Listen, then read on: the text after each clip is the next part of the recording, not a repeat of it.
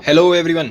तो आज हम लोग स्टार्ट कर रहे हैं लोकेशन ऑफ रूट्स। ठीक है, one of the most interesting topic of this chapter. वैसे तो ये मुझे पूरा ओवरऑल पूरा चैप्टर ही बहुत इंटरेस्टिंग लग रहा है। हम लोगों ने अभी तक बहुत ज़्यादा एडवांस लेवल तक के क्वेश्चन भी इसमें सॉल्व करे हैं, अगर तुमने पूरा प्रीवियस वीडियोस देखी हैं तो। ठीक है, तो ये एक अलग टॉपिक है लोकेशन ऑफ रूट्स, है ना। पूरा रूप पूर्ण रूप से ये पूरा ग्राफिकल है। इसमें बहुत ज़्यादा आपका वो वाला पार्ट भी यूज़ होगा, इनइक्वालिटीज़ वाला। पहला पार्ट तो ये हो जाएगी, इनइक्वालिटी यूज़ होगा इसमें। और दूसरा तुम्हारा जो वो वाला पोर्शन है, ग्राफिकल एनालॉजी बहुत यूज़ होगी। और इसमें ना बहुत ही बेसिक लेवल के क्वेश्चन भी बन सकते हैं और बहुत टफ भी बन सकते हैं। बेसिक बनेंगे मेंस में आने वाले, एडवांस में वो पूछता नहीं है आजकल इसको, पर जब पूछता है तो बहुत अच्छे से पूछेगा वो। ठीक है ना, तो इसलिए जरा थोड़ा दिमाग लगा के समझेंगे इसको। तो हम लोग किसके बारे में बात कर रहे हैं? हम रूट्स के बारे में बात कर रहे हैं। इसके ऊपर तो तुम्हें कोई डाउट होना ही नहीं चाहिए। लोकेशन ऑफ रूट्स का मतलब ही यही है कि भाई ग्राफ में जो तुम्हारे रूट्स हैं वो कहाँ पे लोकेटेड हैं, ये मतलब है इसका। ठीक है, तो हमने क्या करा, सबसे पहला काम जो मैंने किया, जो बहुत ही कम लोगों को ही आता है, लेकिन ये भी एक बहुत स्टैंडर्ड तरीका है। अगर तुम एक अच्छे टीचर से पढ़ोगे तो तुम्हें पढ़ाएगा जरूर वो। A X square plus B X plus C equal to zero. ठीक है, सिंपल सी क्वाड्रेटिक इक्वेशन है। तो मैं ए इधर ले गया, मैंने ए कॉमन लेकर उधर भगा दिया उसको। तो तुम बोलोगे कि हर एक्स थोड़ा ना जीरो होता है कोई है। तो यार हम रूट्स के लिए ही बात कर रहे हैं यहाँ पर। कोई क्या बोलेगा, कोई बोलेगा कि A X square plus B X plus C, ये तो एक क्वाड्रेटिक फंक्शन है, ये इक्वल टू जीरो कब होता है? ओनली फॉर जब एक्स क्या हो जाए, या तो अल्फा हो जाए या बीटा हो जाए, है ना। सिर्फ तभी ये इक्वल टू जीरो होगा।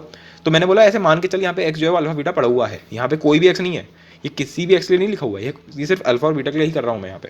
ठीक है, तो उसके लिए जब मैंने मान लिया ये अल्फा बीटा है, तो फिर ये इक्वल टू जीरो के बराबर ही है। तो मैंने इसमें से ए कॉमन लिया और उसको भगा दिया यहाँ से। तो अब ये क्या बन गया, ये बन गया तुम्हारे पास, ये जो है ये क्या बन गया, ये बन गया x square plus b by a x plus c by a equal to zero.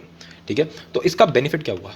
तो हमने कहा इसका क्या फायदा निकाला तुमने करने का? तो इसका एक बहुत बड़ा जो बेनिफिट हो गया वो ये हो गया कि कोएफिशिएंट जो है एक्स स्क्वायर का, जो कोएफिशिएंट है वो ग्रेटर देन जीरो हो गया साहब। और अगर वो ग्रेटर देन जीरो हो गया ना, तो उसका एक बहुत बड़ा बेनिफिट ये मिल गया कि अब जो तुम्हारा जब भी तुम इसका ग्राफ बनाओगे तो वो हमेशा ऐसा बनेगा, कभी ऐसा नहीं बनेगा ना। क्योंकि अब तो तुम्हारा ए जो है वो ग्रेटर देन जीरो है।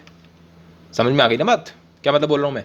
यानी अब तुम्हारा जो ये जो मैंने ये बात करके मैंने क्या बोल दिया कि मैं ग्राफ बना रहा हूँ इसका, किसका, ये जो तुम्हारे को दे रखा होगा क्वेश्चन ने, तो क्वेश्चन में हमेशा तुम्हें इस फॉर्मेट में देगा। तुम्हारा क्या काम है, तुम्हें तो इसको वो देगा, तुम काम किसके लिए कर रहे होगे, तुम सिर्फ इसी के लिए काम कर रहे होगे। पर अगर तुम किसी और नॉर्मल टीचर से पढ़ोगे ना, किसी बुक को खोलोगे या स्टैंडर्ड मटेरियल करोगे, तो वो तुम्हें दो केस पढ़ाता है हमेशा, एक ये और एक ये। और इस चक्कर में बच्चा ये चैप्टर ही छोड़ देता है, ये लोकेशन ऑफ रूट छोड़ देता है वो, क्योंकि वो बहुत टफ हो जाता है। मतलब टफ इन द सेंस वो पढ़ने के लिए आसान होता है, पर वो लेंदी हो जाता है बहुत, मतलब ना याद नहीं रहता, लॉन्ग टर्म में याद नहीं रहता। और इसमें कुछ है ही नहीं याद करने के लिए, जो मैं तुम्हें अभी तरीका बताने वाला हूँ लोकेशन ऑफ रूट्स का। उसमें तुम्हें मज़ा आएगा, उसमें तुम कहोगे यार सब सोचना ही सोचना है, इसमें तो मज़ा आ रहा है, मतलब काफ़ी मज़ा आएगा तुम्हें। चलो समझते हैं। तो ये बात पक्की हो गई कि अब मैं जितना भी एनालिसिस करूँगा वो इस वाले ग्राफ के लिए करूँगा। ठीक है, आ जाओगे, अब बात करते हैं। तो जो सबसे पहली कैटेगरी बनती है, जो सबसे पहला टाइप है इसका, वो पहली जो बात है वो ये है कि तुम्हारे दोनों जो रूट्स हैं, बोथ रूट्स, मतलब अगर हम ये मान के चलें दोनों रूट्स जो हैं वो किसी एक कांस्टेंट को मान लो के, उससे या तो बड़े होंगे या कम होंगे। मतलब क्या इसका, कि जैसे तुम्हारा मान लो तुम्हारा फंक्शन है ना, और हम ए ग्रेटर देन जीरो वाला ही केस ले रहे हैं सिर्फ। तो इसने ग्राफ को अल्फा और बीटा पे काटा मान लो। तो ये जो अल्फा और बीटा हैं ये के से बड़े हैं। दिख रहा है साफ साफ यार, अल्फा और बीटा जो है वो के आगे है, यानी अल्फा और बीटा के से बड़े हैं, है ना। Alpha and beta are greater than k. ठीक है, अच्छा अब इस वाले केस को देखो, इसमें क्या हो रहा है, यहाँ पर अल्फा और बीटा के पीछे हैं। पीछे मतलब कि अल्फा एंड बीटा के से छोटे हैं। तो ये हमारा केस बनता है। कोई बोलेगा तुमने ये क्यों बोला कि यार अल्फा बीटा होंगे, हो सकता है कि डी इक्वल टू जीरो हो। ये कौन सा केस है? ये तो वो वाला केस है ना जहाँ पे डी ग्रेटर देन जीरो होता है। तो मैंने कहा यार उस वाले केस के लिए ले ले तू, है ना, मैं क्या मना कर रहा हूँ। तो अगर तूने वो वाला केस ले लिया तो क्या होगा, तो हो जाएगा भाई डी इक्वल टू जीरो वाले केस में तो वो टच करेगा, यानी कि अल्फा, यानी कि इसके दो रूट्स होंगे अल्फा और अल्फा यानी एक ही रूट एक तरीके से रिपीटेड हो रहा है बेसिकली। तो के less than alpha, what does that mean, कि तुम्हारा जो के है उसके आगे है अल्फा, यानी अल्फा जो होगा वो के से बड़ा होगा। इस वाले केस में अल्फा जो है वो के से, सॉरी इस वाले केस में उल्टा हो रहा है, इसमें अल्फा जो है वो के से छोटा होगा। सही है, तो ये डी इक्वल टू जीरो के लिए भी कोई प्रॉब्लम नहीं हो रही है यहाँ पे। तो मैंने बोला यार ये मतलब जो हमारी बात चल रही है ना, ये बोथ रूट्स ग्रेटर देन और लेस देन के, यहाँ पे हमारा डी ग्रेटर देन जीरो में भी कोई दिक्कत नहीं है और डी इक्वल्स टू जीरो में भी कोई दिक्कत नहीं है। तो दिक्कत क्या है फिर? दिक्कत है इस वाले केस में, डी लेस देन जीरो वाले केस में। क्योंकि डी लेस देन जीरो वाले केस में हुआ क्या, कोई रूट ही नहीं है भाई तुम्हारे केस से कोई फर्क ही नहीं पड़ता। कि तो ऐसा कि function does not give nuts about के। तो उसने बोला भाई गो टू हेल, है ना, मेरे को कोई फर्क नहीं पड़ता, तू भाड़ में जा, बिल्कुल कोई अपने को कोई दिक्कत ही नहीं है ना। तो के तू मेरे आगे या पीछे या, मेरे को कोई रूट ही नहीं है, मेरा तो रियल एक्सेस में कोई रूट ही नहीं है। डी लेस देन जीरो चिल्ला चिल्ला के ये बोलता है मेरा कोई रूट नहीं है, तो रूट नहीं तो उसको कोई फर्क ही नहीं पड़ता है। तो इसलिए हम ये वाला केस लेते ही नहीं है। तो अगर कभी भी तुमसे कोई बोल देना कि बोथ रूट्स ग्रेटर देन और लेस देन टू के, इसका तुम सिर्फ एक काम निकालोगे, सबसे पहली चीज़ कि D is greater than equals to zero. और हमने इसका पूरा रीज़न समझा बकायदा कि ऐसा क्यों है। तो पहली कंडीशन क्या बनी कि D is greater than equal to zero. अब ये कुछ लिखा हुआ है भैया minus b by two a is greater than k, थोड़ा सा minus b by two a, ये कुछ दिमाग खराब कर रहा है मेरा। तो यार माइनस बी बाई टू तुम्हें पता ही होगा वर्टेक्स, ये जो तुम्हारी लाइन ऑफ सिमेट्री होती है, मैंने पिछले लेक्चर में बहुत ज़्यादा स्ट्रेस किया था इस बात पे कि जो तुम्हारी लाइन ऑफ सिमेट्री होती है वो माइनस बी बाई टू ए के थ्रू निकलती है, माइनस बी बाई टू ए इसके थ्रू निकलती है लाइन ऑफ सिमेट्री, है ना, वर्टेक्स के थ्रू तो निकलेगी यार, x equals to minus b by two a, right है। तो अब जो तुम्हारा के है, जो तो अगर इस वाले केस की बात करूँगा अगर मैं, तो तुम्हारा के जो है, जो तुम्हारा के है वो माइनस बी बाई टू के लेफ्ट में है, यानी कि के जो है वो माइनस बी बाई टू ए के से छोटा है बेसिकली। अच्छा इस वाले केस में देखो, इस वाले केस में जो के है वो इस लाइन से, लाइन ऑफ सिमेट्री यानी कि बेसिकली वर्टेक्स जो है तुम्हारा उसके राइट साइड में है, यानी कि के जो है वो माइनस बी बाई टू से बड़ा है इस वाले केस में। तो ये केस कौन सा है, ये वो वाला केस है जिसमें अल्फा बीटा के से छोटे हैं, तो वो तो यार क्वेश्चन के हिसाब से हो जाएगा। अच्छा यहाँ पे बताओ, तो यहाँ पे तो लाइन ऑफ सिमेट्री यही है, यहाँ पे तो लाइन ऑफ सिमेट्री अल्फा के बराबर ही है, ठीक है ना, तो ये बोलना बराबर ही रहेगा यहाँ पे। अगर कोई बोल देगा ना कि डी इक्वल टू जीरो है तो उसका मतलब ये रहेगा कि के लेस देन अल्फा का मतलब ही है कि के जो है वो वर्टेक्स से छोटा या बड़ा है, तो हम डी इक्वल टू जीरो के लिए तो कुछ करने की जरूरत नहीं है, और डी लेस देन जीरो तो हम कंसिडर ही नहीं करते। तो दो ही केस बनते हैं, या तो minus b by two a greater than k होगा या minus b by two a less than k होगा। क्या ये तुम दोनों चेक करोगे क्या? नहीं ये तो क्वेश्चन के ऊपर डिपेंड करेगा ना, अभी क्वेश्चन में समझेंगे ना तो सब क्लियर हो जाएगा, बस ये तीन कंडीशन याद रखो। फिर उसने बोला है F k is greater than zero, ये समझते हैं, ये समझ लेंगे, कोई दिक्कत थोड़ी ना उसमें। तो ये तुम्हारा के है, ये तुम्हारा के है, तो के पे अगर मैं वैल्यू निकालूंगा, के पे अगर मैं वैल्यू निकालूँ तो क्या आएगी एफ के। क्या तुम ये बात बता सकते हो मेरे को देख के कि एफ के इज पॉजिटिव, इस वाले केस में एफ के जो है वो एक्स एक्सिस के ऊपर है, यानी F k is greater than zero. अच्छा इस वाले केस में बताओ, तो इस वाले केस में भी यार एफ के जो है वो पॉजिटिव है ना। अच्छा चलो नीचे देखते हैं, तो यार यहाँ पे देख के बता दे, यहाँ पर भी जो एफ के है वो पॉजिटिव है और यहाँ पर भी एफ के जो है वो पॉजिटिव है, दैट मीन्स ये एफ के इस केस में हमेशा पॉजिटिव होता है। तो तीन कंडीशंस क्या बन गई, जल्दी जल्दी बोल दो। D greater than equal to zero, ठीक है, और एफ के जो है वो ग्रेटर देन जीरो होगा, और इन दोनों में से कोई एक चेक करना है डिपेंडिंग ऑन कि क्वेश्चन में उसने पूछा क्या है, ठीक है। तो चलो क्वेश्चन करते हैं ये वाला, ये बहुत ही स्टैंडर्ड क्वेश्चन है, तो मैं हर मटेरियल में मिलना चाहिए, तो वहीं से निकाला है मैंने, ये कोई अपना तो कुछ है नहीं इसमें, सिंपल सा क्वेश्चन है काफ़ी। तो ट्राई करते हैं इसको, क्या बोला है उसने बोला है find D for which both roots of this equation exceeds 3 और लेस देन 3। पहला क्वेश्चन बोला है उसने, फर्स्ट क्वेश्चन ये है कि एक्सीड्स 3, यानी अगर इसके दो रूट्स हैं, मान लो अल्फा और बीटा, मान लेते हैं दो रूट्स हैं इसके अल्फा और बीटा, और ये अल्फा बीटा जो है 3 से बड़े हैं, ये बोलना चाह रहा है वो। एक्सीड्स का मतलब क्या होता है, 3 से बड़े, ठीक है। तो अगर 3 से बड़े हैं, अल्फा बीटा जो है वो 3 से बड़े हैं, यानी कुछ ऐसा हो रहा होगा, अगर ये अल्फा होगा, है ना, ये अल्फा होगा, ये बीटा होगा, तो के यहाँ पर होगा। तो मेरी कंडीशन क्या बनेगी, पहला बोलो, पहला कि D is greater than equal to zero. दूसरा बोलो, दूसरा क्या बनेगा, दूसरा बनेगा भाई साहब minus b by two a जो है, जल्दी से बोल दो, minus b by two a क्या हो जाएगा, के से बड़ा हो जाएगा इस वाले केस में तो, ठीक। तीसरा क्या बनेगा, तीसरा बनेगा कि एफ के पॉजिटिव है ना। सबसे बड़ी तरीका है डायग्राम बनाओ और सब कुछ सोच लो, उसी मतलब लाइन की लाइन, बिल्कुल सबको समझ में आ जाता है यार, diagram is the best thing. चलो ठीक है, आप समझते हैं भाई D greater than equal to zero, तो डी निकालना है इसका यार, तो डी क्या होगा, 6d है तो 6d का स्क्वायर कर दिया, मतलब माइनस, अरे यार बी स्क्वायर माइनस 4ac, यही तो होता है। तो 6d का स्क्वायर किया तो क्या आ जाएगा 36d square minus 4ac। What is a here, तो ए तो बने यार, आ जाओ। व्हाट इज सी हेयर, तो सी तो ये रहा तुम्हारा, तो 2 माइनस 2d है ना, 2 माइनस 2d प्लस 9d का स्क्वायर। ऐसे करते हैं, यहाँ पे लाइन भी खींच लेते हैं जिससे कि कियोस ना हो यहाँ पे, because chaos is a letter.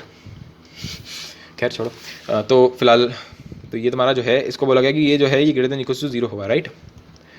तो अब क्या बोल सकते हैं, तो ये 36d स्क्वायर हो गया, तो इसको सॉल्व कर लेते हैं। 36d square minus 8 plus 8d, और फिर से आ रहा है minus 36d square is greater than equal to zero. ये और ये मर गए, और ये क्या बच गया, तो ये बेसिकली तुम्हारे पास बच गया d is greater than equal to 1। क्या ये बात समझ में आ गई। तो इस वाले बंदे से उसने मुझसे ये बोला है कि d is greater than equal to 1। मैंने कहा चलो ठीक है, ये तुम्हारी बात हम पक्की कर देते हैं। फिर दूसरे वाले बंदे ने मुझसे क्या बोला, दूसरे वाले बंदे ने मुझसे बोला है minus b by two a is greater than k. तो यहाँ पर b क्या है, यहाँ पर b है 6d, तो 6d डाल दिया ऊपर यार, ठीक है ना, माइनस माइनस करके 6d रह गया। 2 टाइम्स a, तो 2 ही है सिर्फ, है ना, और इज ग्रेटर देन के। तो अब यहाँ पे k क्या है, तो यार k तो यहाँ पर हमारा 3 है ना, ये तो बोला उसने 3 से बड़ा, तो हमारा k यहाँ पर 3 है। तो व्हाट डज दैट मीन कि t इज ग्रेटर देन, देखो ये 2 × 3 करोगे 6, तो 6 कट जाएगा, तो d इज ग्रेटर देन 1। तो ये मेरी दूसरी कंडीशन हो गई। अब तीसरा देखो, तीसरे में उसने क्या बोला है, तीसरे में उसने बोला है कि इसमें k डाल दे, k मतलब 3, तो f3, तो 3 डाल देना यार इसके अंदर। तो 3 डालेंगे तो क्या आएगा, 9 minus 18d plus 2 minus 2d plus 9d square, है ना, plus 9d square is greater than zero, right है। अच्छा तो अब इसको सॉल्व कर लेंगे, तो ये 9d स्क्वायर आ जाएगा इस टाइप से, फिर माइनस 18d 2d यानी कि क्या हो जाएगा माइनस 20d, फिर 9 और 2 मिल गया, क्या हो गया 11, ठीक है। तो अब देखो, तो ये 20 है और ये 9 और 11 है, तो 9 + 11 जो हो जाएगा वो 20 हो जाएगा। तो इसके रूट्स क्या हो जाएंगे, इसके रूट्स हो जाएंगे ऐसे करके तोड़ सकते हैं इसको, बोलो सही है। वरना अगर तुम्हें एकदम से स्ट्राइक नहीं कर रहा तो सीधा फॉर्मूला लगा दो, कोई दिक्कत थोड़ी ना उसमें। तो 9D - 11, ठीक है, और ये हो जाएगा D - 1 > 0। आई होप सो समझ में आ रहा होगा क्या बोलना चाह रहा हूँ यहाँ पे मैं। तो इससे तुम्हारे पास क्या आ जाएगा, एक तो आ जाएगा D < 1 और क्या आ जाएगा D > 11/9। ठीक है, ट्रिक से डायरेक्टली हम कर सकते हैं, इतनी सिंपल सी बात। तो चलो बढ़िया। अब तो आ जाओ भाई, अब क्या करेंगे, अब इन तीनों केसेस का इंटरसेक्शन लोगे, क्योंकि यहाँ पे बहुत बड़ा बड़ा एंड लगा हुआ है। ये तीनों के तीनों केस एक साथ होने चाहिए, अगर एक साथ नहीं हुए तो बात नहीं बनेगी ना, है ना। फिर अगर एक साथ नहीं हुए तो ये कंडीशन सेटिस्फाई नहीं करेगी। तो चलो सही है। तो हमारे बोला भाई डी के लिए उसने क्या बोला है, तो पहले तो प्लॉट कर लो। उसने बोला है 1, एक तो 1 की बात हो रही है यहाँ पे, और एक ये 11/9 है। तो 11/9 1 के इस तरफ आएगा या फिर मतलब लेफ्ट में आएगा या राइट में आएगा, ऑब्वियसली राइट में आएगा, क्योंकि 11 बड़ा है 9 से, राइट है।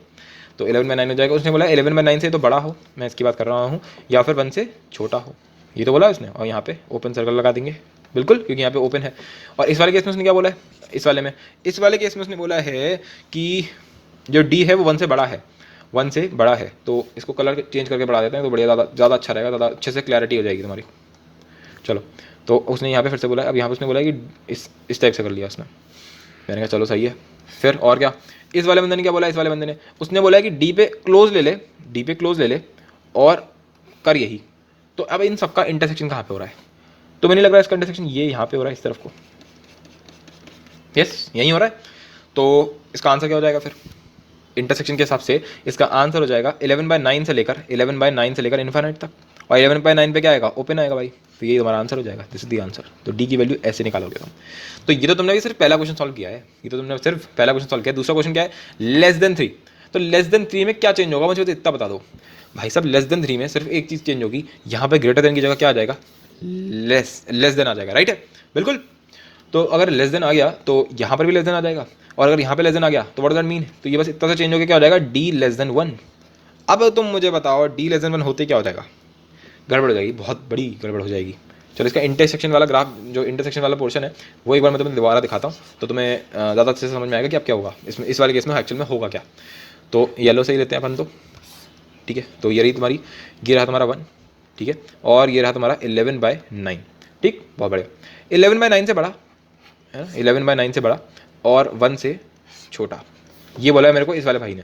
फिर इस वाले बंदे ने क्या बोला है मुझसे, उसने बोला D < 1, फिर से उसने यही बोल दिया, रिपीट कर दिया बेसिकली। तो रिपीट कर दिया है, ये रहा repeat, telecast, repeat, same to same copy paste, ठीक है। फिर इसने क्या बोला है, D < 1 वाले बंदे ने, इसने मुझसे बोल दिया मान लो D < 1, यानी इसने बोली कि क्लोज लगाया और ये बोल दिया इसने ऐसे करके। अब मुझे बता, येलो बोल रहा हूँ, येलो, ऑरेंज और येलो, येलो, ऑरेंज और पिंक, ये तीनों चीज़ें तुम्हें एक साथ कहाँ दिख रही हैं, मुझे कोई एक जगह दिखा जहाँ पे तीनों सामने दिख रही है। हॉरिजॉन्टली कहीं तुम्हें बराबर दिख रहा है, अगर यहाँ पे येलो और पिंक है तो यहाँ पर येलो और ऑरेंज है, पर कहीं पे तुम्हें तीनों साथ में दिख रही हैं क्या, हॉरिजॉन्टली नहीं दिख रही, नहीं दिख रही ना, कहीं पे भी नहीं है, कहीं पर भी नहीं है, तो डैट मीन्स कि ऐसी कोई जगह ही नहीं है। तो D = 5, यानी कि नो सॉल्यूशन। तो मैथ्स में याद रखो, no solution is also a solution, ठीक है ना। ये बहुत ही फेमस कोट होता है हर मैथ्स के टीचर का, कि no solution is also a solution. अगर तुम्हारा आंसर नहीं आ रहा है तो उससे बोल दो मेरा आंसर नहीं आ रहा है, मेरा आंसर नहीं आ रहा मतलब आंसर है ही नहीं इसका सही है ना। तो D = 5, 5 का मतलब क्या होता है, अगर तुम्हें पता नहीं है 5 का मतलब क्या होता है तो ऐसा समझ लो नो सॉल्यूशन, ठीक है। तो इसका आंसर क्या हो जाएगा, इसका कोई आंसर नहीं है, ऐसा हो ही नहीं सकता कि इसके दोनों रूट जो है वो 3 से छोटे हो जाए, ऐसा हो ही नहीं सकता। इसका आंसर ये होगा एक तरीके से कि exceeds 3। तो हो सकता है वो तुम्हें ऐसा MCQ भी दे सकता है ये चीज़, अगर उसे कोई लंबा क्वेश्चन बनाना है ना तो वो बोल देगा कि exceeds 3, <3, और तीसरा बोल देगा कि मान लो 2 और 3 के बीच में है इस टाइप से, और D बोल देगा none of these। तो तुम्हारा आंसर होना चाहिए exceeds 3, क्योंकि <3 तो हो ही नहीं सकता। हो सकता है ये वाला जो तीसरा केस देगा वो भी नहीं हो पा रहा होगा, हो सकता है ऐसा, और चौथे में none of these। तो वो एक MCQ टाइप का क्वेश्चन भी तुम्हारे लिए बना सकता है, ठीक है। तो लोकेशन ऑफ रूट से कितना सिंपल सा क्वेश्चन था, लेंदी था लेकिन, ठीक है। लोकेशन ऑफ रूट का जब भी क्वेश्चन आए तो तुम देख पाओगे उस चीज़ को कि वो हमेशा लेंदी देगा तुम्हें क्वेश्चन, चाहे होगा बहुत ही सिंपल। चलो और देखते हैं और क्या है, दूसरा केस समझते हैं, दूसरा केस अपना। तो अब उसने बोला है कि दोनों रूट जो हैं वो के ऑपोजिट साइड्स में है, यानी कि अगर ये अल्फा है मान लो, ये बीटा है, तो के जो होगा उसके बीच में होगा। अब मुझे बता ये कब पॉसिबल है, ये सिर्फ और सिर्फ तब पॉसिबल है जब D जो होगा वो <0 होगा। क्या ये बात समझ में आती है, एक सेकेंड रुक जाओ। इसको समझाने से पहले मुझे लगता है मैंने प्रीवियस वाले केस में एक छोटी सी बात रह गई थी मेरी यहाँ पर, ये स्पेशल केस रह गया था। हाँ जी, पहले एक बार जरा इसमें फटाफट से लौट के आते हैं इस वाले पे। तो यहाँ पर हुआ क्या, ये जो तुम्हारा सामने बना हुआ है ना, यहाँ पर जो तुम्हारा के है ना वो एक रूट बन गया। अभी तक हमने क्या देखा था, ये तो देखा था कि ये अल्फा था, ये बीटा था और के तुम्हारा यहाँ पर था। पर अब क्या हो गया ना, के शिफ्ट होते होते यहीं पे आ गया के तुम्हारा। तो अब क्या करोगे, मतलब what will be the difference here. इस वाले केस में अभी भी मैं बोलूंगा कि D greater than equal to zero है। अभी भी मैं ये बोलूंगा कि minus b by two a जो है, minus b by two a जो है वो के से बड़ा है। बस जो तीसरी कंडीशन होती है ना कि F k is greater than zero, उसकी जगह मैं ये बोल सकता हूँ कि एफ के जो है वो इस वाले केस के लिए एफ के जो होगा वो इक्वल टू जीरो हो जाएगा। पर हो सकता है क्वेश्चन में उसने ऐसे ना बोला हो, कई बार वो क्वेश्चन में ऐसे भी लिख के दे देता है कि एटलीस्ट के तो है ही, एटलीस्ट के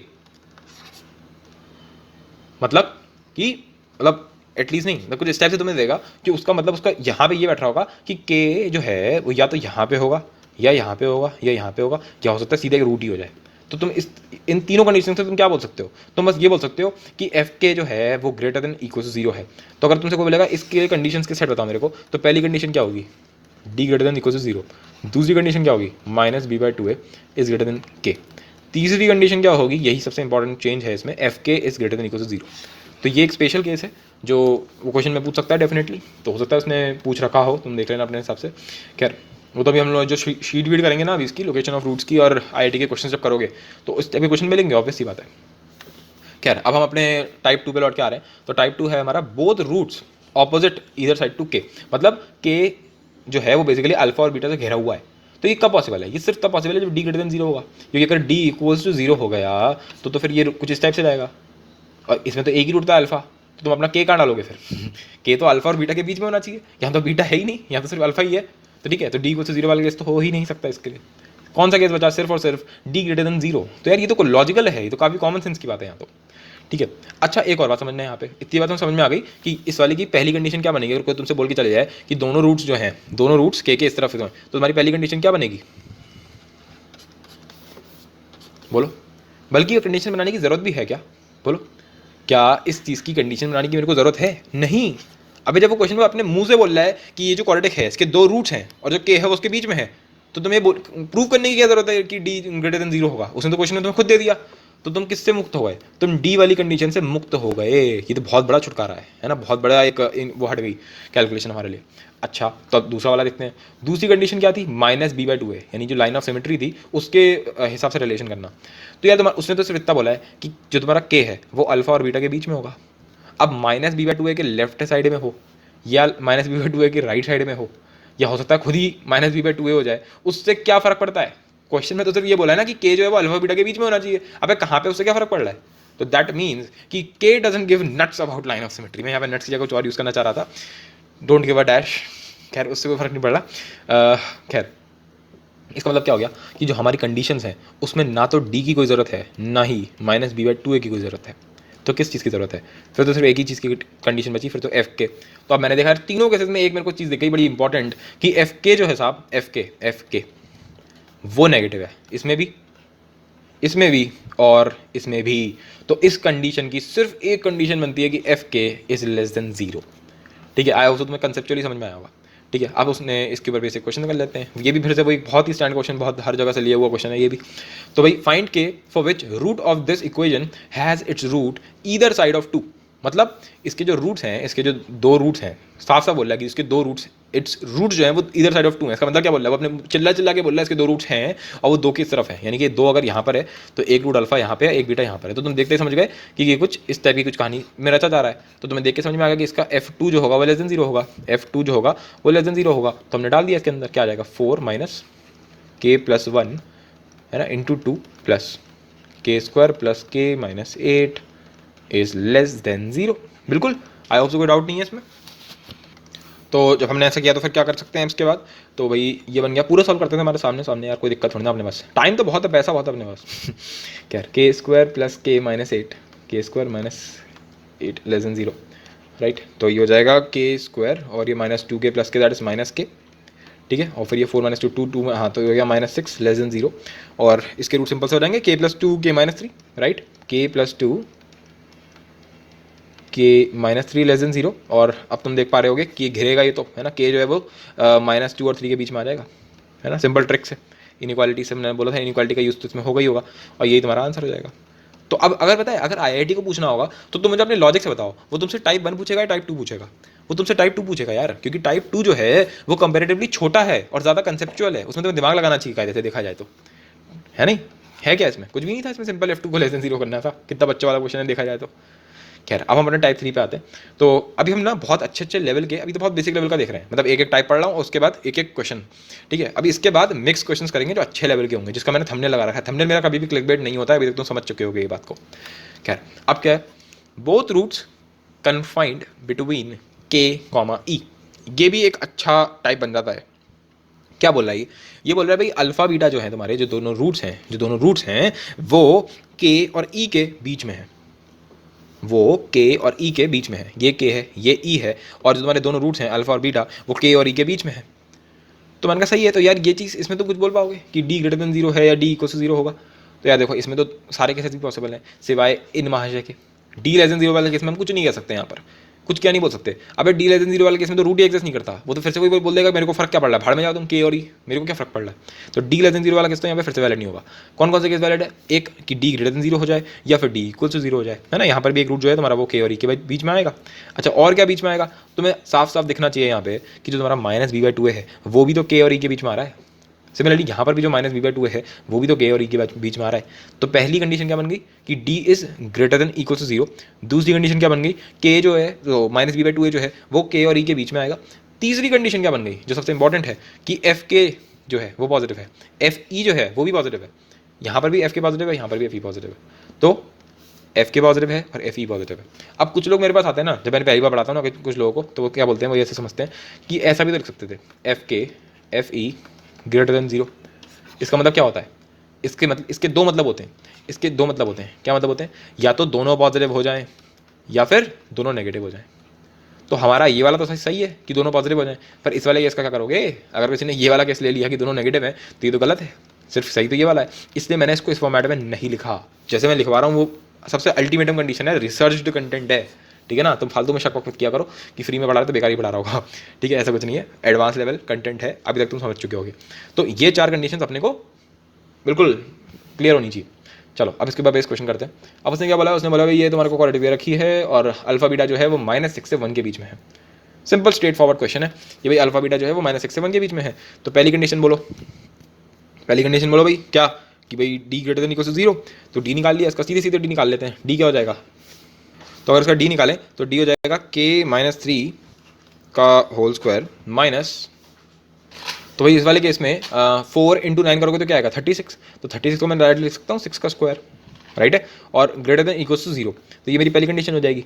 दूसरा बोलो, दूसरा हो जाएगा कि -b/2 है, यानी कि -k-3/2, ठीक है, ये -6 और 1 के बीच में होगा, ठीक। तीसरी कंडीशन हो जाएगी कि f के अंदर -6, ये भी ग्रेटर देन 0, और चौथी कंडीशन हो जाएगी कि f के अंदर 1 जो है वो भी ग्रेटर देन 0 है, ठीक है। तो डाल के देख लेते हैं। तो अगर इसके अंदर -6 डालेंगे तो -6 डालने के बाद क्या आएगा? -6 डालने के बाद आएगा 36 -6 k-3 + 9 इज़ ग्रेटर देन 0, और 1 डालेंगे तो क्या आएगा? 1 + k-3 + 9 इज़ ग्रेटर देन 0। अब इन चारों को सॉल्व करेंगे और फिर उसका इंटरसेक्शन लेंगे। तो इसको तो बहुत ही सिंपल हो गया सॉल्व करना, k-3 - 6 यानी कि k-9, ठीक है। फिर यहाँ क्या आ जाएगा? k-3 + 6 यानी कि k+3, ठीक है, is greater than equal to 0। तो यहाँ से तो सीधे सीधे क्या बोल सकते हैं कि k जो है या तो वो छोटे से छोटा, या फिर या लगा हुआ है बहुत बड़ा, या फिर बड़े से बड़ा। बड़ा क्या है यहाँ पे? 9 है, तो बड़े से बड़ा, ठीक है। ये तो हम लोगों ने ट्रिक देखी थी, ठीक है। अच्छा, फिर इसमें क्या करोगे? तो 2 को मल्टीप्लाई कर लेंगे दोनों तरफ, है ना, सिंपल सा। ये भी हम लोगों ने बहुत डिटेल में देखा था लीनियर इक्वालिटीज़ को। तो इसको इधर ले जाएंगे तो आ जाएगा -12, ये हो गया -k-3। हाँ भाई, तो अब क्या होगा? अब नेगेटिव से मल्टीप्लाई कर देंगे दोनों तरफ। तो अब क्या आ जाएगा? इस तरफ दोनों को तरफ मल्टीप्लाई कर देंगे तो इधर हो जाएगा 12, है ना, इधर हो जाएगा -2, और साइन ऑफ इनइक्वालिटी चेंज हो जाएगा डेफिनेटली। तो ये हो जाएगा k-3, राइट है, और फिर 3 ले जाएंगे इस तरफ को, तो हमारे पास आ जाएगा 15, ठीक है, और ये हो गया, हाँ जी, ये आ गया। तो ये मेरी दूसरी कंडीशन हो गई। अब इधर से क्या बोलोगे? इधर इस थर्ड वाले केस में, तो थर्ड वाला केस में जल्दी जल्दी करता हूँ। 36 + 9 क्या हो जाएगा? 45 -45 माइनस कट गया, तो इक्वालिटी चेंज हो जाएगी। तो चलो करके दिखा दे रहे हैं, -6 k-3 ठीक है, और इधर 45 जो उधर जाएगा तो -45, और जब तुम हटाओगे तो 45 और इनइक्वालिटी का साइन चेंज। ठीक है, तो k-3, एक सेकेंड, तो एक सेकेंड, कुछ गड़बड़ तो नहीं कर दी मैंने इसमें। तो इधर जाएगा तुम्हारे पास, ऐसा करते हैं इसको भी खोल लेते हैं, तो 6 × -3, तो ये हो जाएगा -18, -18 इसमें जाएगा तो हो जाएगा 63। ठीक है, 63 और 63/6, तो 63/6 यानी कि 21/2। हाँ जी, ये आ जाएगा तुम्हारे पास। के जो है वो 21/2 से छोटा आ जाएगा। जब तुम उसको सॉल्व करोगे तो तुम्हारे पास यही आएगा, तुम देख लेना, चेक कर लेना। अब इधर से आ जाओ, तो इधर से तो साफ साफ दिख रहा है, इधर से तुम्हारे पास आंसर आ जाएगा सीधे सीधे, के इज ग्रेटर देन -7। क्या कैसे करा मैंने ये, 1 - 3 -2, ये हो जाएगा 7, तो के इज ग्रेटर देन -7। अब इन सब चारों का इंटरसेक्शन लेते हैं, आ जाओ। तो भाई इन चारों का इंटरसेक्शन लेते हैं, आओ भाई। हाँ भाई, अपने पास क्या क्या है, अपने पास एक 1 दिख रहा है मेरे को, एक तो ये रहा 1, एक -3 दिख रहा है, -3, एक -7 दिख रहा था मेरे को पहले, तो है ना। तो और 21/2 इज समथिंग लाइक 11.5, है ना। तो एक तो 9 भी अच्छा यहाँ पे, तो ये मान लो 9 है, ये 11.5 समथिंग है, यानी कि 21/2 है, 21/2 यानी कि 10.5 समथिंग होगा, और यहाँ पे 15 होगा। ठीक, चलो बढ़िया।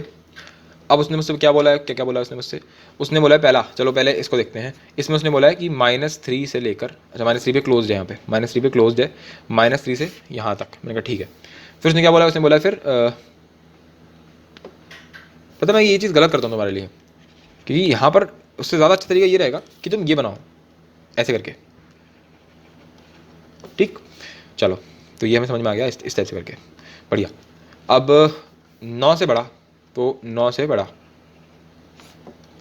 ठीक है, इतनी बात हमें समझ में आ गई। दूसरा उसने क्या बोला है कि के जो है वो 1 और 15 के बीच में है, तो ये रहा तुम्हारा 1 और ये तुम्हारा 15, तो 1 और 15 के बीच में है, तो 1 और 15 के बीच में है, ये 1 है, ये हमारे पास 15 है, तो ये हमारे पास उसने बोल दिया है 1 और 15 के बीच में। फिर उसने बोला 21/2 से छोटा है, तो 21/2 से छोटा है, 21/2 से छोटा, ये रहा। ठीक है, मैंने सेम कलर में जानबूझ के लिए, क्योंकि पेपर में तो तुम्हारे पास सिर्फ एक ही पेन होगा ना, कलरफुल पेन्स तो होंगे नहीं। ठीक है, अब बोला है के इज ग्रेटर देन -7, तो ये रहा तुम्हारे पास -7, और -7 से बड़ा, तो -7 से बड़ा समथिंग लाइक दिस ले लेते हैं, ये तुम्हारे पास, और ये ऐसे। अब बताओ ये भाई साहब, ये बताए ये चीज़ें टफ कब हो जाती हैं, जब कन्फ्यूजन होती है। खैर, मैंने जानबूझ के हाइट भी इसलिए डिफरेंस रखा है जिससे तुम्हें समझ में आ जाए कि चारों तुम्हें कहाँ साथ में दिख रहे हैं। मेरे को कहीं यहाँ पे साथ में दिख रहे हैं, समथिंग लाइक 9 से आसपास दिख रहे हैं, कहीं पे आसपास बिल्कुल। तो अगर चलो अब यहाँ दिखा देता हूँ कलर चेंज करके, तो थोड़ा आइडिया हो जाएगा बढ़िया करके। ये देखो यहाँ पे तुम्हें दिख रहा होगा, ये यहाँ से लेकर यहाँ तक के बीच में ये, ठीक है, फिर ये भी आ गया 3, और ये 4, चारों के चारों इतने से इंटरवल में आ गए, यानी कि 9 से लेकर 21/2। ठीक है, 21/2 पे क्या है, 21/2 पे ओपन है, क्योंकि यहाँ एक पर ओपन आ गया इसलिए ये ओपन हो गया, और 9 पे क्लोज है, तुम देख पा रहे हो, यहाँ पर भी क्लोज है, यहाँ पर भी क्लोज है, यहाँ पर भी क्लोज है, और यहाँ पर भी क्लोज है, यहाँ पर क्लोज। ठीक, तो तुम्हारी के की वैल्यू क्या हो गई, ये हो गई। ठीक है, तो बस लेंदी हो जाते हैं क्वेश्चन, बाकी कुछ भी नहीं है क्वेश्चन में। चला जाते हैं और क्वेश्चन देखते हैं और क्या बनता है। हाँ भाई, ये भी एक अच्छी वैरायटी। उसने क्या बोला है कि के और ई जो ये दो बंदे हैं, के और ई, ये तुम्हारे अल्फा और बीटा के बीच में लाई करते हैं। के और ई ये दो वैल्यूज़ हैं, कोई दो कॉन्स्टेंट्स हैं जो अल्फा और बीटा के बीच में लाई करते हैं। तो अब यहाँ से तुम्हें देख के ही समझ में आ जाएगा क्या, कि दो चीज़ें यहाँ पे हमें कुछ करने की ज़रूरत ही नहीं है, क्योंकि ये केस पॉसिबल ही तब है जब डी इज़ ग्रेटर देन 0। ठीक है, तो वो तो कोई तुम्हें करने की ज़रूरत ही नहीं है, चेक करने की ज़रूरत ही नहीं है। और दूसरा -b/2 है, इससे उस क्वेश्चन को कोई फर्क पड़ता नहीं है, तो इसको भी हमें करने की कोई ज़रूरत नहीं है। तुम्हें क्या चेक करना है यहाँ पे, सिर्फ एक चीज़ चेक करनी है कि एफ के ये भी लेस देन 0 और एफ ई ये भी less than 0। These are the only conditions for this question. ठीक है, चलो फिर तो बढ़िया हो गया। तो अब एक क्वेश्चन करते हैं इसके ऊपर बेस्ड। ठीक है, ये वाला क्वेश्चन करते हैं। तो क्या है, ये देखने में भयानक सा लग रहा है पर है कुछ भी नहीं इसमें। उसने बोला है कि भाई a b c belongs to R, और इक्वेशन कुछ ये दे दिए है, और बोला है इसके दो रियल रूट्स हैं। मैंने कहा अच्छा, और उसने बोला है दो रियल रूट्स हैं, और अल्फा जो है वो -1 से छोटा है, और बीटा जो है वो 1 से बड़ा है। तो अब क्या समझ में आ रहा है इसको देख के, भैया कहीं -1 है और एक 1 है, और अल्फा जो है -1 से छोटा है, तो अल्फा यहाँ पे होगा, और बीटा जो है वो 1 से बड़ा है, तो बीटा यहाँ पे होगा। ठीक, कोई दिक्कत नहीं। तो ये बन गया तुम्हारे पास। और ये देखते एकदम से याद आ गया, अरे दो वैल्यूज जो हैं वो तो उसके बीच में है, तो f-1 ये भी लेस देन 0, f1 ये भी लेस देन 0। तो अब मेरे को एक और चीज़ याद आ रही है, क्या, ये तो ऐसे लिखा हुआ है ax² + bx + c, और हम अपनी क्वाड्रेटिक क्या लेते हैं, हम तो ये लेते हैं, क्या लेते हैं, हम तो ये लेते हैं ना x² x square plus b by a x plus c by a equals to 0। बिल्कुल, तो बस हो गया क्वेश्चन सॉल्व, क्योंकि मुझसे बोला गया है कि f1 जो है वो लेस देन 0 है, तो इसके अंदर 1 डाल दो। तो 1 डालते क्या हो जाएगा, 1 डालते ऐसा हो जाएगा 1 स्क्वायर। अच्छा 1 डालोगे तो ये 0 के बराबर तो होगा नहीं, 1 मतलब तो फंक्शन हो गया इसका। तो अगर 1 डालेंगे तो क्या आएगा, 1 plus b by a plus c by a is less than 0। ये तो मुझसे क्वेश्चन में बोला गया है। और जब तुम इसके अंदर f माइनस 1 डालोगे तो -1 डालोगे तो क्या आएगा भाई, f माइनस 1 जो है वो भी तो लेस देन 0 है, तो -1 डालोगे तो क्या आएगा 1 minus b by a plus c by a is less than 0। अगर मुझसे बोला जाए कि इन दोनों को मिला के लिख दो, तुम इन दोनों को मिला के लिख दो, तो मिला के कैसे लिखोगे, क्योंकि अब तुम कोई बोलेगा कि क्यों मिला के लिखना है, तो तुम देखो क्वेश्चन मैच नहीं कर रहा तुम्हारा, क्वेश्चन में मॉड लगा हुआ है। देखो क्वेश्चन में क्या लगा हुआ है, मॉड, और मॉड तुमने पढ़ नहीं रखा है, पर थोड़ा बहुत तो पढ़ ही रखा है। तो ऐसा समझ लो अभी के लिए, अगर ना समझ में आए तो कोई दिक्कत नहीं है, अभी के लिए बस मान लो ये तुम्हारे आंसर हो गए। और अभी थोड़ा बहुत समझना है तो ऐसा समझ सकते हो, मैंने तुम्हें बताया था कि मॉड एक्स जो होता है उसकी 2 वैल्यू होती हैं, या तो वो एक्स आएगा इसके बराबर, मतलब मॉड एक्स जो है या तो वो एक्स होगा या फिर वो माइनस एक्स होगा। एक्स कब होता है वो, जब एक्स इज ग्रेटर देन 0, ठीक है, और माइनस एक्स कब होता है, जब एक्स इज लेस देन 0। इतना मैंने तुम्हें हल्के में बताया था, जल्दी जल्दी में, है ना, इतना तो मैंने तुम्हें हल्का सा बेसिक दिया था। तो अगर मैं इसका लिखूँ मॉड, किसका, बी बाय ए का मॉड, तो बी बाय ए का जो मॉड है उसकी कौन कौन सी वैल्यू हो सकती है, या तो बी बाय ए ही होगी या फिर माइनस बी बाय ए होगी। कौन से वाले केस में बी बाय ए, कौन से वाले केस में होगी, जब b by a is greater than equal to 0 होगा, और इस वाले केस में जब b by a is less than equal to 0 होगा। खैर वो तो बात की बात है, हमें तो बस इतना समझ में आ रहा है कि इसकी 2 वैल्यूज होंगी, बी बाय ए और माइनस बी बाय ए, ये हटाना पड़ेगा यहाँ से। तो बी बाय ए और माइनस बी बाय ए, अब यहाँ पे एक बार तो प्लस बी बाय ए लिखा हुआ है और एक बार माइनस बी बाय ए लिखा हुआ है, और हर जगह बाकी हर चीज़ सेम है, 1 1, सी बाय लेस देन 0 0, सब कुछ सेम है। तो इस दोनों को मैंने कंबाइन करके क्या लिख दिया, ये लिख दिया 1 प्लस, देख लेना एक बार, mod B by a plus c by a less than 0। ठीक है, अब तुम उसको तोड़ के क्या कर सकते हो, एक बार लिख दोगे 1 plus b by a plus c by a less than 0, और एक बार लिख दोगे 1 minus b by a plus c by a is less than 0। तो इसका आंसर क्या हो जाएगा, सिंपल सा ये वाला हो जाएगा। ठीक है, 1 plus c by a plus mod B by a less than 0। ठीक है, क्वेश्चन नंबर 4 हो गया। बहुत ही सिंपल सा क्वेश्चन था, बस इतनी सी बात थी मॉड का कंसेप्ट, अगर नहीं होता तो फिर और भी सिंपल हो जाता, अगर सिर्फ इतनी सी बात वो पूछ लेता तो। ठीक है, मॉड देखने के बाद तो तुम्हें चुल्लू पर लगेगा, कुछ भी नहीं था इसके अंदर। ठीक है, अच्छा अब टाइप नंबर 5, और ये हमारा आखिरी टाइप है लोकेशन ऑफ रूट्स में। उसके बाद हम करेंगे कुछ बहुत ही अच्छे लेवल के एडवांस लेवल क्वेश्चंस जो अभी तक पूछे तो नहीं गए एक बार भी, है ना, पर फिर भी करने में क्या जा रहा है।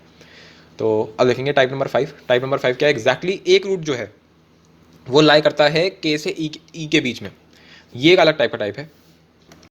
तो टाइप नंबर 5 जो है उसमें उसने बोला है कि एक रूट है जो के और ई के बीच में लाई करता है, और ये कब पॉसिबल हो पाएगा। अगर तुम्हें याद हो तो हमने अभी पिछले लेक्चर में बोला था एज अ ऑब्जर्वेशन कि कभी भी अगर वो ये बोल दे कि एग्जैक्टली एक रूट है जो के और ई के बीच में लाई करता है, उसका मतलब क्या हो गया कि डी इज ग्रेटर देन 0।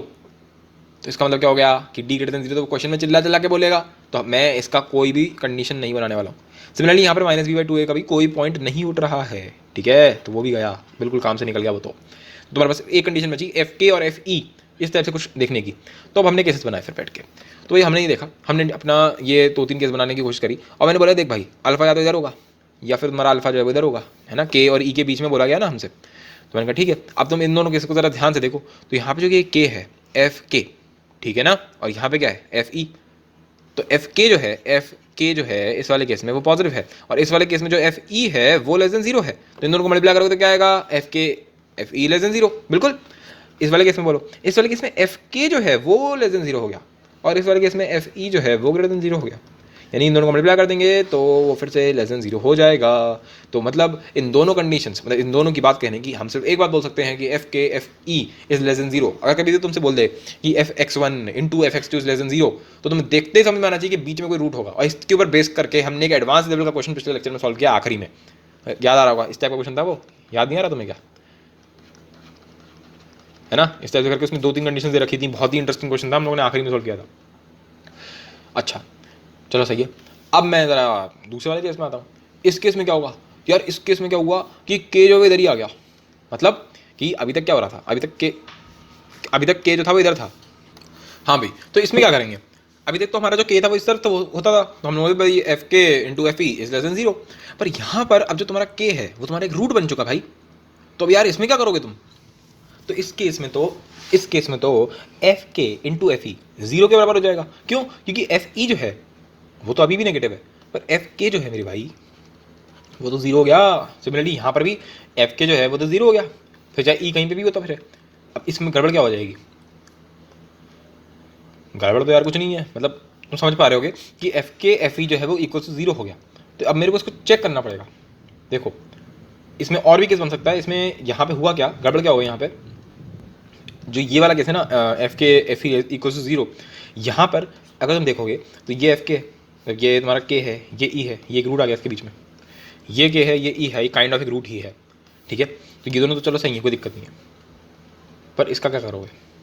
इस वाले केस में क्या करोगे? यहाँ पर तुम्हारा ये के है, ये ई है, एफ के अभी भी जीरो है, पर के और ई के बीच में कोई रूट नहीं है,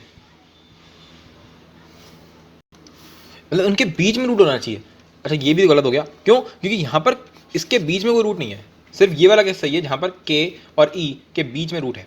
तो इसलिए क्या हो गया, हम क्या बोलेंगे, हम ये बोलेंगे देख, एक तो एफ के F E less than zero, ये तो बिल्कुल सही है, कोई दिक्कत ही नहीं है। और एफ के F E equal to zero, F के F E equal to zero, इसको चेक कर लेना एक बार, ठीक है ना। वो कैसे चेक करेंगे, क्या करेंगे, वो सीधे सीधे क्वेश्चन से समझते हैं। आ जाओ भाई, क्वेश्चन क्या है? क्वेश्चन में उसने बोला है set of value of m for which exactly एक रूट है जो -2 और 0 के बीच में ला करता है। तो मैं कैसे चेक करूंगा इसको? F -2 F 0 is less than 0, simple. उसने मुझे बोला भाई कि एक रूट है इसके बीच में है, तो ये पॉसिबल ही तब जब ऐसा होगा। देखो एक तो तरीका ही हो गया है ना, ये तो एक पहली बात हो गई। और दूसरी बात क्या हो जाएगी, एफ -2 और एफ 0 इक्वल्स टू 0, है ना, ये भी तो हो सकता है। तो अगर ऐसा है तो इसमें डाल के देख लेते हैं, है ना। और उसके करस्पॉन्डिंग जो एम की वैल्यूज आएंगी उसकी कुछ कहानी देखेंगे हम लोग, अभी समझ में आएगा अपने आप बोलोगे कि अच्छा ऐसा है ऐसा नहीं है, ठीक है ना। अभी मुझे पता थोड़ा बहुत कन्फ्यूजन होने लग गया होगा शायद। तो पहले -2 डाल के देखते हैं, बकवास नहीं करेंगे। तो यहाँ डालोगे तो आ जाएगा ये ही, बोलो सही, कोई दिक्कत नहीं। अच्छा अब इसके तो 0 डाल के देख लो, तो 0 डालोगे तो ये गया क्या बचा, m² + 6m। अब बोला गया ये लेस देन 0 है, तो क्या करा जाए? तो इसमें से m कॉमन ले लेते हैं। m कॉमन लेने के बाद ये क्या हो गया, इसको सिंप्लीफाई करेंगे तो m², अच्छा ये बन गया m² + 4m और +4, ठीक है, +4। अच्छा इसमें से m कॉमन बाहर निकालिए तो ये m बाहर आ गया, ठीक है। अच्छा और ये क्या बच गया, ये बच गया m + 6 लेस देन 0। अब ये क्या लिखा हुआ है, m² + 4m + 4, तो मैंने लग रहा है लिखा हुआ है m + 2 का होल स्क्वायर इंटू m + 6 का इज लेस देन 0। अब इसको करने के दो तरीके हैं, एक तो सिंपल सा तरीका है इनइक्वालिटी से कर लो। इनइक्वालिटी से कैसे करोगे, सिंपल ये हो गया 0, ये हो गया -2, ये हो गया -6, ठीक है, -6। अरे भाई आजा, इधर से पॉजिटिव, ठीक है, 0 पे कुछ नहीं है तो इसमें 0 पे नेगेटिव, फिर -2 जो है यहाँ पे इवन पावर है तो नेगेटिव, तो इधर भी नेगेटिव रहेगा, फिर यहाँ पे ऑड पावर है तो ये पॉजिटिव हो जाएगा। उसने बोला लेस देन 0, तो लेस देन 0 के लिए तो ये बातें होंगी, तो -6 से 0, ठीक है। तो तुम्हारा m क्या आएगा, तुम्हारा m आ जाएगा बेसिकली -6 से 0 के बीच में, ठीक है ना, कोई दिक्कत नहीं। पर इसको एक और तरीके से भी कर सकते हैं। एक और तरीका क्या होगा करने का, तरीका ये होगा कि मैं ये बोलूँगा भाई कि अगर मैं बोलता हूँ कि a इंटू बी ये लेस देन 0 है, तो इसका क्या मतलब होता है कि इसमें से कोई एक जो है वो पॉजिटिव है और कोई एक जो है वो नेगेटिव है। ऐसा भी हो सकता है ये नेगेटिव हो ये पॉजिटिव हो। तो सिमिलरली यहाँ पर देखो, यहाँ पे मेरे पास लिखा हुआ है m + 2 का whole square into m + 6 less than 0। अब m + 2 का होल स्क्वायर ये बंदा तो हमेशा पॉजिटिव है, ठीक है, तो ये जो बच गया इसको नेगेटिव होना पड़ेगा, तभी तो positive into negative less than 0 होगा, बिल्कुल। तो इसका मतलब क्या हो गया कि m इंटू m + 6 जो है वो लेस देन 0 है। और इसको तो तुम सीधे ट्रिक से लिख सकते थे क्या कि m जो आएगा वो -6 और 0 के बीच में आ जाएगा। तो मतलब डायरेक्टली भी देख के लिख सकते थे, पर ऐसा कुछ है नहीं, मतलब ऐसे भी कर सकते थे, ठीक है ना। फिलहाल यहाँ से मेरा आंसर क्या आ गया, इतना समझ में अगर मेरे को आया है तो यहाँ से मेरे पास आंसर आ गया है कि m जो है भाई वो -6 से 0 के बीच में है। आई होप से ये बात समझ में अपने को आ गई है, चलो बढ़िया। अब मुझसे बोला गया भाई f -2 f 0 इक्वल्स टू 0, तो अब यहाँ पर क्या करोगे, तो करके देख लेते हैं पहले, तो मतलब डाल के देखते हैं इसमें। तो जब -2 डालेंगे तो फिर से ये इक्वेशन बनेगी, और 0 डालोगे वो 0 डालोगे तो फिर से ये बनेगा, पर इस बार बस ये इक्वल्स टू 0 हो जाएगा, और क्या, बात तो सब वही है। यानी कि m + 2 का होल स्क्वायर m + 6 ये 0 के बराबर है। तो अगर ये तीनों 0 के बराबर हो गए तो इसके 3 केस बनेंगे, या तो m इक्वल्स टू -2, और बहुत बड़ा और है यहाँ पे, या फिर m इक्वल्स टू 0, या फिर m इक्वल्स टू -6, बस यही 3 केस बनेंगे, ठीक है। तो अब यार क्या ये तीनों वैल्यू सही है क्या इसकी? नहीं, हमें चेक करना पड़ेगा कि तीनों वैल्यू सही हैं या नहीं है, ठीक है ना। हमें इसको चेक करना पड़ेगा यहाँ पे कि ये तीनों वैल्यू सही हैं या नहीं है। अच्छा यहाँ पे मुझे इस ये तो तुम्हें समझ में आ गया यहाँ तक तो, पर उससे पहले मुझे इस वाले केस में ये वापस यहाँ पे जरा मैं वापस आ रहा हूँ और मुझे तुमसे एक बहुत कंसेप्चुअल बात करनी है यहाँ पे, ठीक है, जो तुमने शायद अभी तक नहीं सुनी होगी। तो कंसेप्चुअल बात क्या है कि यार यहाँ पर m+2 ये लिखा है m और ये लिखा है m+6, राइट है, बिल्कुल। अब यहाँ पे लिखा है <0, मतलब ये कि इसके जो क्रिटिकल पॉइंट थे ना 0, -2, -6, ये वैल्यूज पे तो ओपन नहीं आना चाहिए हमेशा। मतलब कि -6, -2, 0 ये तीनों वैल्यूज नहीं हो सकती। ये समझ में आया क्या बोल के चला गया मैं यहाँ पे?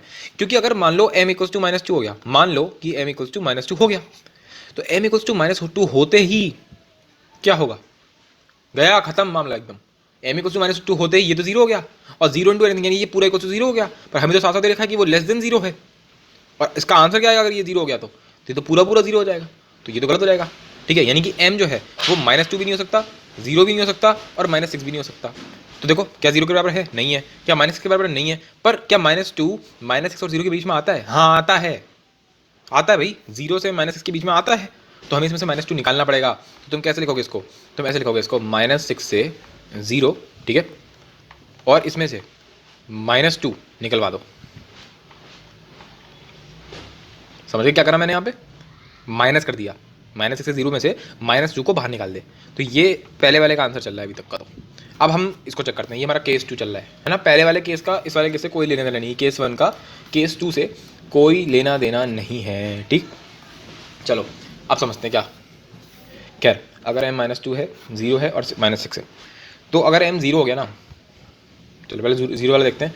अगर m 0 हो गया तो ये तो बस, अगर यार m 0 हो गया तो फिर ऐसा हो जाएगा x² = 0, ये सब खत्म, m 0, तो x² = 0 यानी कि x = 0। तो आप क्या करोगे? अरे मेरे भाई अगर x 0 हो गया तो क्या वो इसमें लाया करेगा क्या? इस वाले केस में -2 0 में तुम्हारा x जो है वो 0 हो चुका है, खत्म मामला। ये तो गलत हो गया, ये तो खत्म है ना। ये तो ऐसा हो गया, ये ऐसे है, ये अगर यही 0 हो गया बेसिकली, और -2 को यहाँ पे आ रहा है, तो इन दोनों के बीच में कोई रूट नहीं है ना, तो ये तो गलत हो गया। फिर हम इधर आए, मानो -2 वाले पे, तो -2 डाल दो जरा इसके अंदर, m = -2 डालना जरा, m = -2 इसके अंदर डाल दो। जब तुम डालोगे तो एक वो बन जाएगी क्वाड्रेटिक बनेगी। उसको तो तुम सॉल्व करोगे, तो सॉल्व करके तुम्हारे पास आएगा x = 4 और -2, ठीक है। अच्छा क्या बनेगा तुम्हारे पास सॉल्व करके? क्या आएगा? 4 और -2। अब तुम सोच के बताओ, क्या 4 और -2 इस इंटरवल में लाई करते हैं क्या? -2 और 0 में लाई करते हैं क्या? नहीं करते, तो ये भी गलत हो गया। फिर -6 के लिए निकालना, तो m = -6 इस बंदे के अंदर डाल दो। बहुत लंबा होने वाला है इसलिए मैं करके नहीं दिखा रहा हूँ इसको। तो जब करोगे इसके अंदर तो तुम्हारा फिर से 2 वैल्यूज आएंगी, एक आएगा 0, दूसरा आएगा 6। अब तुम देख पा रहे होगे कि 0 और 6 दोनों में से कोई भी वैल्यू -2 से 0 के बीच में नहीं करती, यानी कि ये भी गलत। तो ये पूरा केस 2 जो है ना, ये पूरा ही गलत हो गया। तो तुम्हारा आंसर क्या होगा? Final answer is this one. क्या फाइनल आंसर क्या हो गया? फाइनल आंसर हो गया हमारा -6 से 0 -2, ठीक है। तो बस ये क्वेश्चन हमारा सॉल्व हो गया यहाँ पे, क्वेश्चन नंबर 5, ठीक है। सिंपल था ये भी, बस लेंदी हो जाते हैं और कुछ नहीं। अब ये देखिए बहुत ही सिंपल क्वेश्चन है, बहुत ही इंटरेस्टिंग है, मतलब स्ट्राइक करने वाली बात है। उसने बोला f मेरे को देखा है ax² + bx + c, और बोला है if a² + c² - b² + 2ac is less than 0 then the nature of roots of fx। तो मैंने बहुत देर सोचा, ये वो सब कुछ सोचा, फिर मेरे को देख के समझ में आया कि a² + c² + 2ac - b² is less than 0। ये तो ये लिखा हुआ है। ये क्या लिखा हुआ है? ये लिखा हुआ है a + c का whole square -b² less than 0। बिल्कुल सही बात है। फिर मैंने इसको थोड़ा फोड़ के लिखा, फिर ऐसे लिख सकते हैं इसको a + c - b, a + c + b। बोलो, सिंपल सी प्रॉपर्टी है, a² - b² = a - b × a + b। मैं दोबारा नहीं बताऊंगा यार, ऐसे लिख सकते हैं इसको ना। What is this? 100 बार बता चुका हूँ ये क्या है। अबे a - b ये तो सिंपल लिखा हुआ है, f के अंदर -1, ठीक है ना, इसके अंदर -1 डाल देगा तो यही तो आएगा। और ये क्या लिखा है? a + b + c, ये तो f1 लिखा हुआ है, इज लेस देन 0। ओहो, मज़ा आ गया भाई साहब। इसका मतलब तो ये हो गया कि तुम्हारा जो फंक्शन, जो तुम्हारा रूट है, वो एग्जैक्ट एक रूट जो है वो -1 के 1 के बीच में है। यानी इसके नेचर ऑफ रूट्स क्या हो जाएंगे? Real and distinct. ये इसका आंसर हो जाएगा, रियल एंड डिस्टिंक्ट। भाई साहब नेचर ऑफ रूट्स क्या है? रियल एंड डिस्टिंक्ट रूट्स हो जाएंगे इसके, ठीक है। क्यों? क्योंकि इसका d जो है वो > 0 हो जाएगा बेसिकली। ये देख के हम ये बोल सकते हैं। चलो बहुत बढ़िया, मज़ा आ गया। अब कुछ अलग टाइप की कैटेगरीज है, तो ये 44 मिनट का लेक्चर हो गया यहाँ पे, माना कि बहुत छोटा है, पर इस पूरे लेक्चर को रिवाइज करो एक बार, ठीक है, क्योंकि काफ़ी कंसेप्चुअल क्वेश्चन थे, मतलब काफ़ी कंसेप्चुअल बातें करी हैं आज, ठीक है। तो अगर तुम पहली बार कर रहे हो तो तुम्हें हो सकता है समझ में ना आया, तो एक बार दोबारा देख लो, कोई दिक्कत नहीं है उसमें। फिलहाल अब हम लोग कुछ बहुत अच्छे क्वेश्चन करने वाले हैं अगले लेक्चर में, ज़्यादा नहीं है, थोड़े बहुत ही हैं, पर अच्छे हैं, मतलब अच्छे लेवल के क्वेश्चन हैं। जैसे खासकर ये वाला, ये मेरा पर्सनल फेवरेट क्वेश्चन है, पाई की पावर ई। तो मैं आज जानबूझ के नहीं करा रहा हूँ, इसके लेक्चर के पार्ट 2 जो होगा उसमें कराएंगे ये क्वेश्चन, बढ़िया बढ़िया वाले, ठीक है, मज़ा आएगा। बस यही है, चलो ठीक है फिर।